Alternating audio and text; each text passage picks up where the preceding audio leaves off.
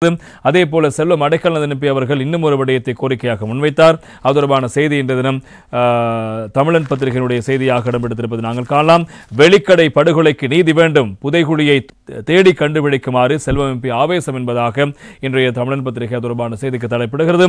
வெளிக்கடை சிறையில் வைத்து 1983ஆம் ஆண்டு இதே மாதம் படுகொலை செய்யப்பட்டவர்கள் தொடர்பிலும் அரசாங்கம் விசாரணைகளை ஆரம்பிக்க வேண்டும். அதேவேளை அவர்கள் புதைகுழி எங்கே உள்ளது என்பதையும் கண்டுபிடிக்க வேண்டும் என தமிழக விடுதலை இயக்கத்தினுடைய தலைவரும் ஜனநாயக தமிழ் தேசிய கூட்டணியின் வன்னி மாவட்ட எம்பியுமான செல்வம் அடைக்கலநாதன் நேற்று தினம் பார்லமெண்டத்தில் இந்த விடயங்களை வலியுறுத்தியிருப்பதாக அந்த செய்திகள் தொடர்வதை நாங்கள் காணக்கூடியதாக இருக்கிறது. எனவே நேற்றைய பார்லமெண்ட் அமர்வில் அவர் மேலும் சில விடயங்களை சுட்டிக்காட்டினார். ஜூலை மாதம் வெளிக்கடை சிறையில் எம்மவர்கள் படுகொலை செய்யப்பட்ட மாதம் தமிழினத்தின் விடுதலைக்காக உரிமைகளுக்காக முதலில் ஆயுதம் எடுத்து போராடிய தலைவர் தங்கதுரை, குட்டிமணி போன்றோர் பருத்துறை மணக்காடு கடற்கரையில் 1981 சித்திரை மாதம் 5ஆம் தேதி இலங்கை கடற்படையால் கைது செய்யப்பட்டார்கள். எனவே இவ்வாறு பல சம்பவங்கள் தொடர்ச்சியாக நடந்தேறிக் கொண்டிருக்கின்றன.